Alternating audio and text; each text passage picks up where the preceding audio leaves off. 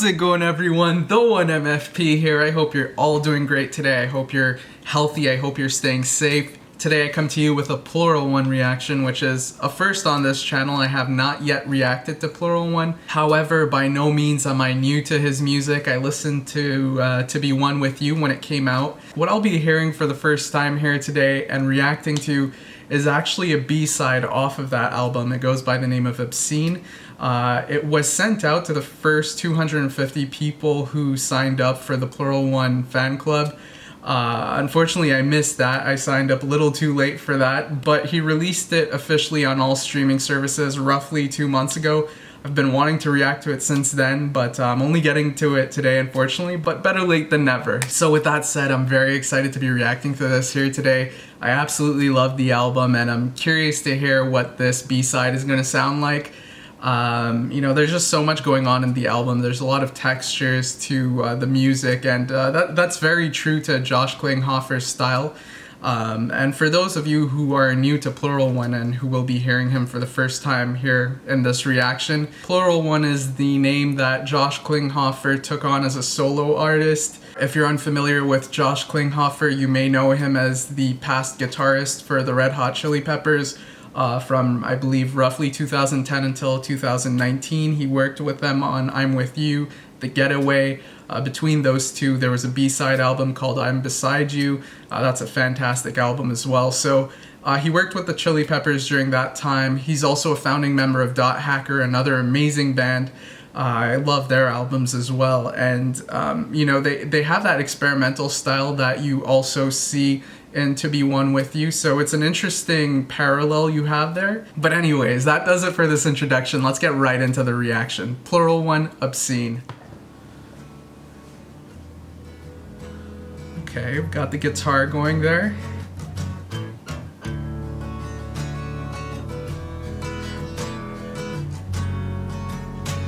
We all wanna be seen that too. We are obscene. We've gone too far. It's not enough just to be where you are. You need to know that.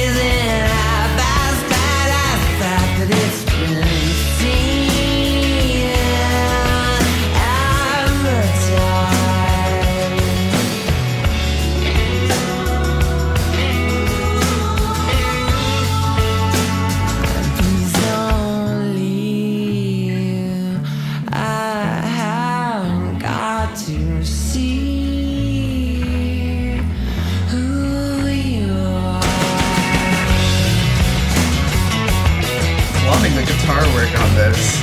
Drumming too.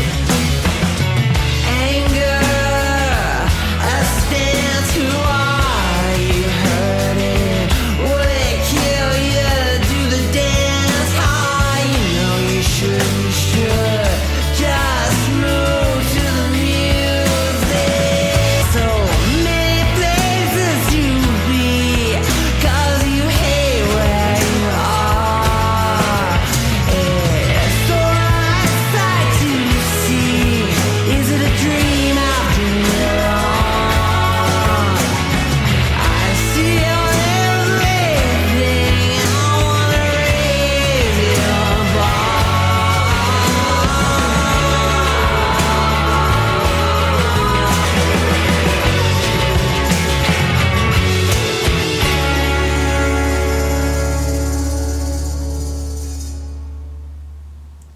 Alright, so there we have it. Obscene by Pluralone.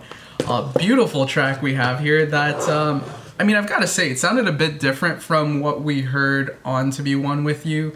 It feels like a lot of To Be One With You had this energy where, you know, everything was kind of built around the keyboards. You know, if I'm not wrong, he wrote the majority, if not all of those songs on the keyboard and then built around those ideas. Here it really sounded like the primary focus was the guitar, which, you know, it just brings a different energy to the track. It sounded different from what we heard in To Be One With You. So I can understand why this was a B-side.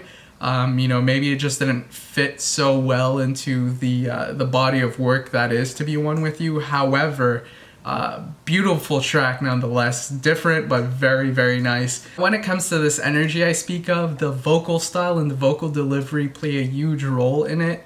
When it comes to Pluralone's music, it really feels like Josh is trying to establish a certain feel with the sound of the vocals. He's got this multi-instrumentalist mind where like he's just thinking of everything coming together to produce a sound.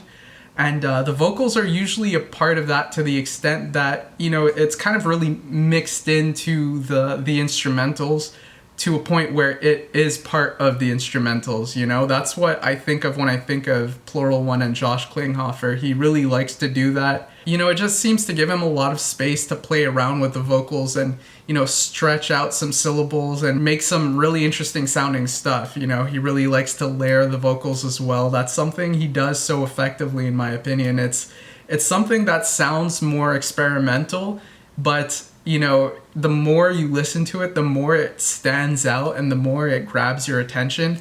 At least that's the effect it has on me, you know? So when I listen to a Pluralone song, in general, what happens is I hear it a certain way, but as time goes on and as I listen to it more and more, it's as if more and more layers kind of reveal themselves, and it just adds so much to the listening experience the more I listen to it. Now, with that said, this song here, Obscene, seems to, you know, move away from that concept a little more. It seems to really have these lead vocals that sits on top of everything with some nice backing vocals supporting it. And to me, it's just interesting to hear that side of Pluralone's music. You know, it makes for a more dynamic catalog, and I'm all for it. I really liked it. So with that said, that's what I make of the track. That's what I think of it. That's what I hear. Now what I want to do is jump into the lyrics a little bit. It's something I really love doing here with these reactions, you know, really pulling up the lyrics, going through them, giving you guys my interpretation and how I see these lyrics, how they hit me. What I make of them. So that's what I'm going to be doing here today. I think it's going to be really interesting with Pluralone. The more and more I listen to Be One With You, those lyrics really jumped out over time more and more. That holds true for Dot Hacker as well, his work with Dot Hacker. He has a very interesting writing style. Sometimes it's a bit more difficult to make out what he's saying, but the majority of the time there's always something really interesting going on lyrically, you know? He seems to really get into some profound themes. But anyways, without further ado, let's see if I could actually find the lyrics for this song and we'll go through them. And here we have it, I believe. I'm not sure how accurate and reliable this is gonna be, but we'll go with it. We all want to be seen, that's who you are, obscene. We've gone too far, it's not enough just to be where you are. You need to know that we know that you are. So what I hear in these lines is a description of somebody who needs to be seen at all costs. You know, they have a certain perspective of themselves, and they need to make sure that everyone surrounding them holds that perspective of them as well. So they're really trying to put themselves out there. But one thing that really sticks out for me here in this little section is this "we've gone too far" line. So it's almost as if he's including himself in this description, you know, as if he's a part of it. He's in part the person he is describing. And this does seem to fall in line with a theme that I've observed in To Be One With You. I don't want to say it's a theme that's definitely true across all songs, but it does feel like some of the times in the album where, you know, he is talking or speaking out to someone in the songs, it does feel like he's targeting certain parts of himself. It's as if the more he thinks introspectively and the more he tries to discover himself, the more these different parts of himself reveals themselves, you know? So it's like there's these different parts of him that have these different needs. And what really tied it all together that way for me is Segue, the very end of the album, where he says explicitly, until the end of time, I will never give up trying to be one with you. You know, it's as if he doesn't want to let any of these parts of himself go. So he's trying to make these different parts of himself better. And in this endeavor, he's frustrated with different parts of himself that he's struggling with, that he's struggling to make better. So I think that may be something that I will see here in this song, just judging from the very beginning of it. Let's jump into the next lyrics. It's not gonna mean anything until someone intervenes with who you are. Angels, devils, we're all in the same playing field. Level not in this game. Different levels. I will leave you alone when you stop harassing me. You attack with a phone because we're all allowing. Here is nothing to see on that. So what really stands out to me here about this section is the you attack me with a phone line. You know, from what I've seen, from what I've heard, it doesn't seem that Josh is particularly fond of, you know, cell phones and how accessible it is to people, and, you know, how it makes picture taking like instantaneous. You know, anything can be captured on a phone. And, you know, I think we saw that in a Red Hot Chili Peppers concert where instead of playing the solo to Californication, he just took out his phone and filmed the crowd. And that was pretty much a response to, you know, everybody kind of filming the performance as opposed to taking it in and really experiencing the performance. He feels that that took away from it. Taking that a step further, he probably feels like the phone also takes away from moments that you could be experiencing in public, you know, where, you know, in general, you may be seeing a person you admire and you may want to, you know, have a conversation with them. Whereas now with the phone, it's kind of like the first thing that comes to mind, maybe to take a picture with them, you know? So I feel like that's what he's getting at here with these lyrics. He almost feels attacked by the presence of cell phones, you know? The moment somebody sees a celebrity, they're trying to take a picture so that they could post it on social media and, you know, maybe garner some attention. And perhaps that plays into what I was talking about earlier in terms of, you know, putting out a certain version of yourself and feeling like the world needs to see that perspective, that version of yourself, you know? I think what he's trying to say here is that there are certain pressures from the outside world to be that certain version of yourself, because it could be just that view could be distorted so easily. So you're trying to be the perfect version of yourself for the world to see. Conversely, it could also be a criticism on people who absolutely have to say something. You know, some of the people taking these pictures may not really care about taking the pictures. They may not really hold an opinion on the person they're taking a picture of and whatnot, but the idea is they need to get a word out. They need to make themselves appear as interesting as possible by making their words heard as much as possible. So that's what I hear thus far. Let's jump into the next section. What's called obscene isn't half as bad as the fact that it's being seen as advertised. Please don't leave, I haven't got to see who you are. So what I'm seeing here is we're still talking about this individual who's preoccupied with putting out a certain version of themselves so as to ensure that the world's perspective of them is a positive one. But now there's a certain criticism that's being made here where it seems that Josh is saying, you know what, you're doing this because you don't want people to have this negative opinion of you. But what's worse is that there are people that are holding this negative opinion of you with this little bit of information. They're just taking what they see at face value, and that's that. They've made their judgment on you. So when we go into the next lines where he says, please don't leave, I haven't got to see who you are. The way I hear that is he's saying, you know, don't go changing yourself just to please those people who can make a negative opinion on you so quickly. You know, don't go changing yourself. Just allow yourself to be who you are. I want to get to know you. I want to get to know you more than, you know, somebody who is able to make such a quick opinion of you. Anger, a stance, who are you hurting? Would it kill you to do the dance? How you know you should and you should just move to the music. How do you always love being lost ashore? You got so many places to be because you hate where you are. Sore eyes sight to see. It is a dream after all. I see your everything. I want to raise your bar. So a lot is said in that section there. The first thing that stood out to me was the very first line. anger a stance, who are you hurting? It sounds to me that he's saying, you know, this type of situation, this type of scenario fosters anger. It's like you try so hard to be this certain someone and it's still not satisfactory. There's still people out there who hold this negative opinion or who see you in a certain light that you don't want yourself to be seen. But, you know, being angry at that, what's that changing? Like, what's actually happening in you being angry? You know, who are you hurting? Where is this anger being directed? Wherever it is directed, it's not actually affecting those people as much as it's affecting yourself. Then the next thing that really stood out to me was, you got so many places to be because you hate where you are.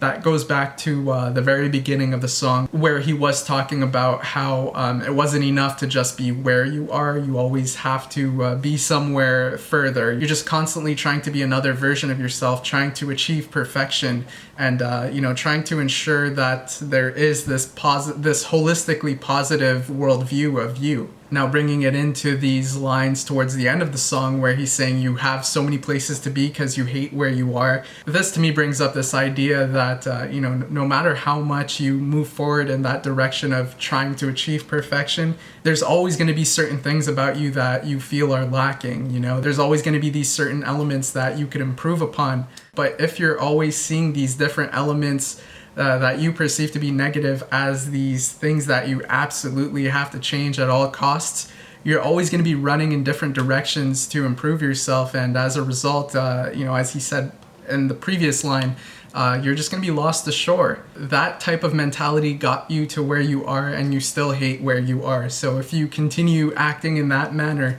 and you keep putting one foot in front of the other in that way, with that concept in mind, you're gonna continually hate where you are. You know, your situation won't necessarily improve. It becomes more a matter of perspective rather than actually being about where you stand and who you are. And then we end on lines where he says, I see your everything, I want to raise your bar. This to me is about seeing potential in someone, whether it is someone who is dear to you, someone who is close to you, whether it's a friend, a family member, or if it's about yourself. You know, you're seeing potential in this person, and you're seeing how they're beating themselves up over these external influences and these opinions.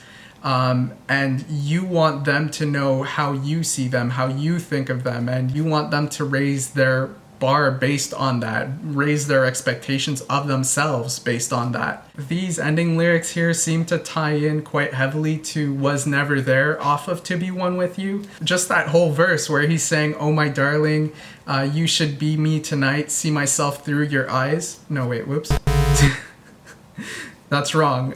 See yourself through my eyes. He also says, I'll never stop loving who I think you are. You know, it just feels like there's this idea of who he thinks this person is, and he wants this person to know who that person is. You know, he wants them to see that perspective because he sees so much in this person, and he wants them to be able to, you know, grow with that, as opposed to letting all these negative things, or what he perceives to be negative, affect this person and, you know, have them beat themselves up over that. But yeah, overall, that's what I heard here in this song, Obscene. Like I said earlier in the reaction, I love this track. I love the overall energy of it. I love that it feels a little bit different from other things I've heard from Pluralone.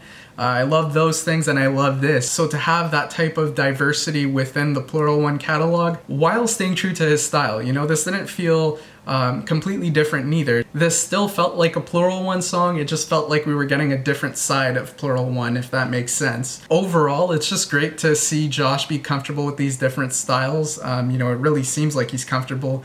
This is an amazing song here, and I really enjoyed it. And from a lyrical perspective, it's got that profoundness that we see in the other To Be One With You songs as well. So for him to be able to do that on this type of record as well, definitely very enjoyable. And yeah, that does it for this reaction and this analysis. I hope you enjoyed the video. Let me know what you guys thought. Let me know in the comment section what you thought of the song and the lyrics. I always love hearing what you guys have to say and seeing your perspective on things. If you did enjoy the video, please leave a like. I always appreciate the support, and I will see you all next time. Have a great day, y'all.